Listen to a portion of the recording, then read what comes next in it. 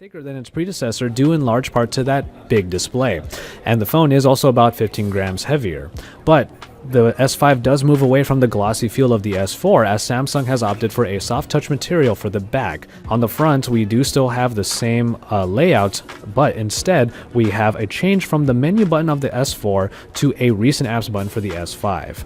Now, one thing that the Galaxy S5 can definitely boast over the original S4 is its water and dust resistance. An IP67 certification helps it really stand the elements.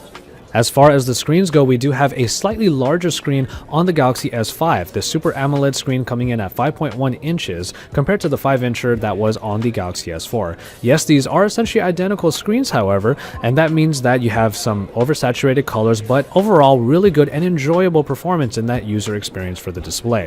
While we do see a big update in the processing package for the Galaxy S5, we will say that the Snapdragon 600 that was originally in the S4 is still doing a great job even to this day, and that should only mean that the Galaxy S5 will really set a higher bar when it comes to processing power. But then when we move on to the hardware department, we will find that the Galaxy S5 does have a slightly larger battery, jumping from the 2600 mAh unit in the S4 to the 2800 mAh unit on the S5. What we will say, however, is that the Snapdragon 805 in theory should be more power frugal, and also Samsung added in quite a few options for power saving.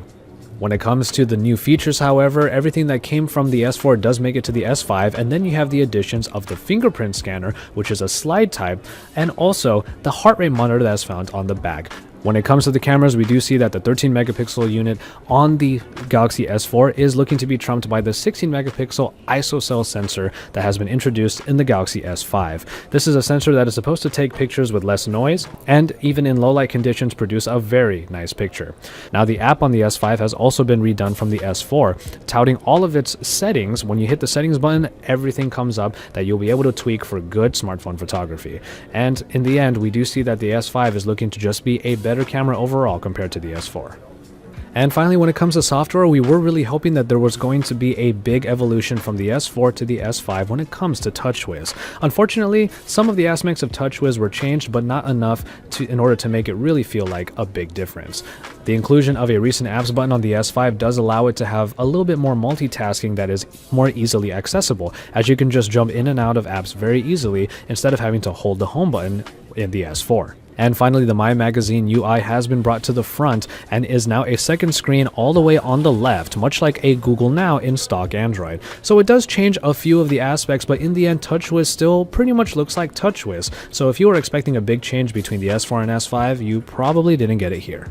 In the end, both of these phones do represent some of the best that Samsung has had to offer, and in terms of the S5, it just continues that tradition. Whether or not all of the new things are going to be useful for you is definitely a question that you can answer for yourself, but the S4 is definitely no slouch, so it doesn't deserve to just be dismissed in this comparison.